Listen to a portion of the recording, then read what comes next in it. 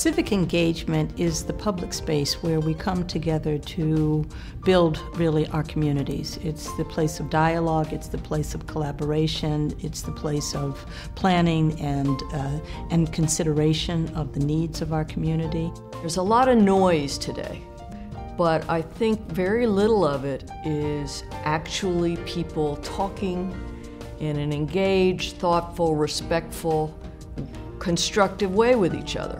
To know that there's an organization working on programs that will help us get rehumanized, it seems to me that is urgent. My hope for the Odyssey Project is to inspire individuals to engage their world, to show them that it has been done before and it can be done again. The marriage of Ron's Barbershop and the Cafe Society and the Illinois Humanities Council was actually perfect, because if you guys had never came to our doorstep, we still would have had the same conversations. We just wouldn't have known as much about what we're talking about. I think the IHC's contribution is really to expand the notion that the humanities is for everybody. It isn't some fancy word and only for people who went to Oxford. I think it's very important that someone like Anne is recognized for the ways in which an individual can make that happen in their work every day, in their life, in the way that they carry themselves, in their fundamental values. And I think Anne embodies all of that.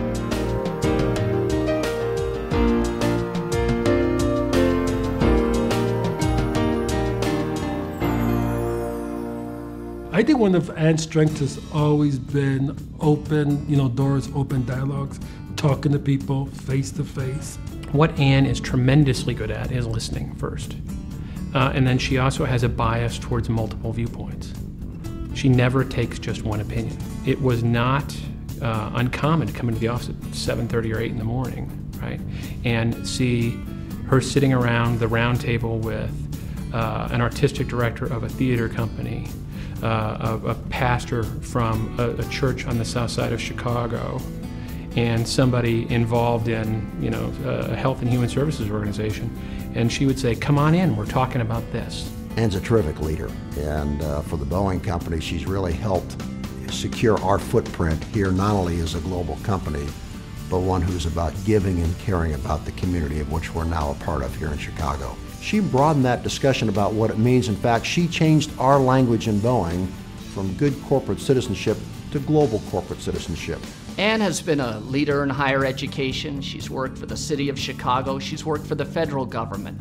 She's been a leader of one of the most important not-for-profits in Chicago, and she's helped lead one of the most important corporations in America.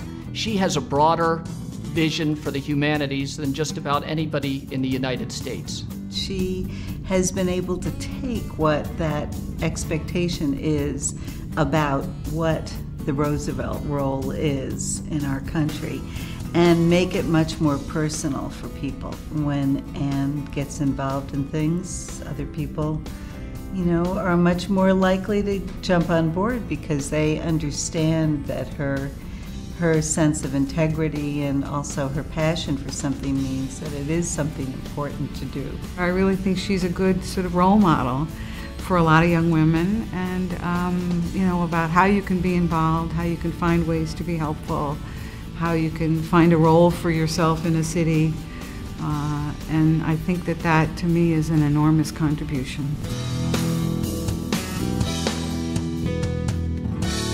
I find people who combine a high level of intelligence with a high level of humility, they're also the kind of people that end up steering you in the right direction, because they're more about you than they are about themselves. She's two things.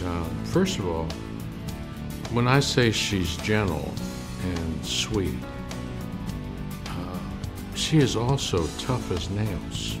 I don't want to say ambition, because it's not that.